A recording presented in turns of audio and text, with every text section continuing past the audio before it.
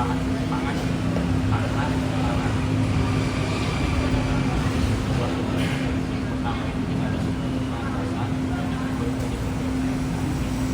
di mana kalau ada contoh penawaran misalkan contohnya nih dari botol lengkap menawarkan kita botol lengkap ada untuk supaya tetap kita terfokus pada satu orang mana itu kembali ke SPP dan kita nanti datang orang yang pasti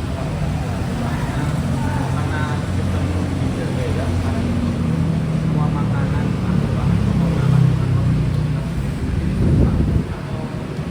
contoh kita tidak ayam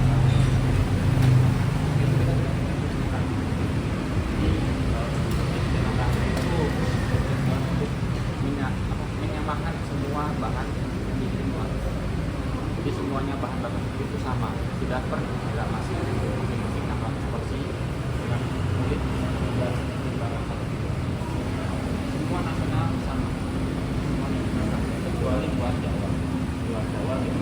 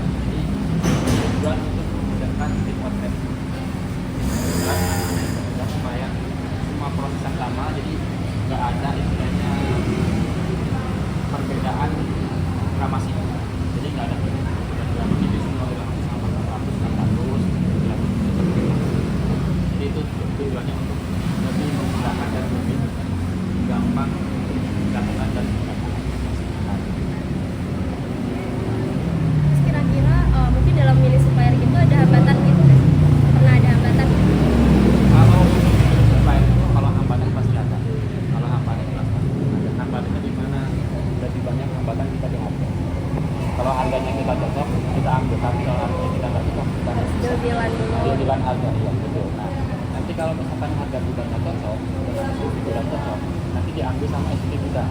Nah SPP gudang nanti mencoba itu semua outlet. Nanti ketika sudah masuk ke outlet itu ada perbandingan harga lagi ya. Jadi dari supply chain-nya ngasih harga sekian, nah nanti ketika ngirim ke gudang kita ngirim ke outlet itu nanti harganya beda lagi.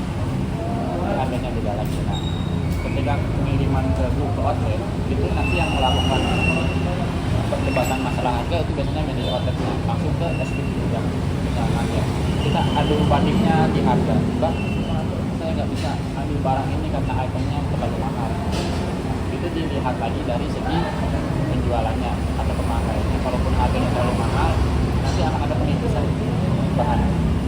Pengikutan bahan itu maksud dari beras pemakaian biasanya kita bayar satu sak itu pemakaian yang kita bayar per kilo atau per 5 kilo itu untuk pengikisan harga supaya nggak terlalu mahal.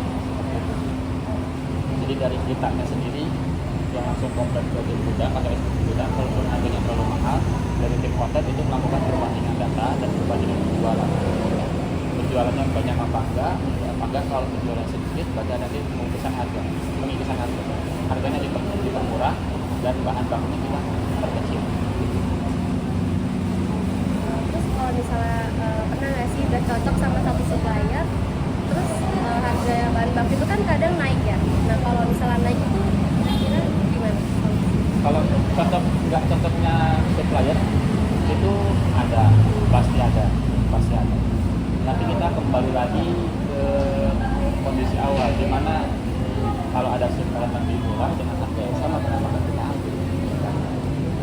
kalau si super pertama nggak punya konsep masalah harga, terus harganya naik tapi kualitasnya semakin jelek, misalkan kayak ayam harganya sama tapi kualitasnya jelek. Jadi ketika kita seleksi ayam itu biasanya kita mentah, contoh ayam mentah seleksi, ketika kita proses dalam posisi mentah ayam itu bisa 1 kilo, tapi ketika kita proses ayam itu menyusut misalkan itu 800 kilo. Nah kayak gitu, nah itu antara ada perjalanan dari supplier ada keharusan yang baru kita kirim bukti ke pengirimannya, Pak saya nggak bisa lanjut karena perjanjian awal harga sekian tapi dengan ada perbedaan harga tapi dengan kualitas ayam yang menurun kita nggak bisa. Nah, kalau di dunia F&B putus kontrak baru itu sudah hal yang biasa. Kalau memang ada yang lebih murah dengan kualitas yang lebih bagus, kenapa kita tolak? Nanti ada perbandingan harga selanjutnya, kalau cocok baru kita ada lagi. Pertanyaan selanjutnya ke Hikmat.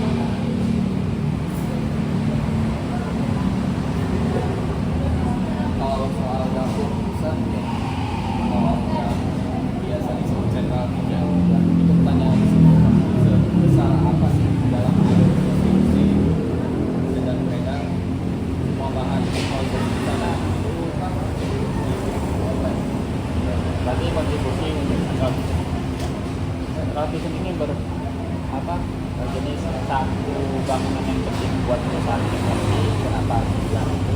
Karena dengan nggak adanya Central Kitchen, otomatis semua bahan yang kita proses itu nggak mungkin sama, nggak mungkin sama dari segi kualitas bahan baku yang mungkin nggak sama.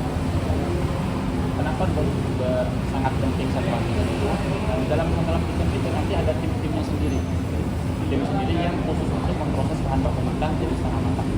Ya, nanti ketika sudah matang baru semuanya dikirim ke outlet. Karena kalau nggak ada Central Kitchen, mungkin semua restoran dan penjajahan kalau tanpa Central Kitchen itu mengalami gonjang-ganjing bahan baku yang nggak stabil. Maksudnya gonjang-ganjing harga yang nggak stabil itu acak-acakan. Dari segi bahannya nggak bagus, dari segi kualitasnya nggak bagus, harganya nggak bagus, dari cara proses anak-anak yang salah. Nah, makanya diadakannya Central Kitchen itu untuk memfokuskan semua produk itu diproses di Central Kitchen. Dan semua diproses di Central Kitchen menjadi setengah matang dari mentah, setengah matang. Nah, nanti di situ aja tim dapur ini nanti hari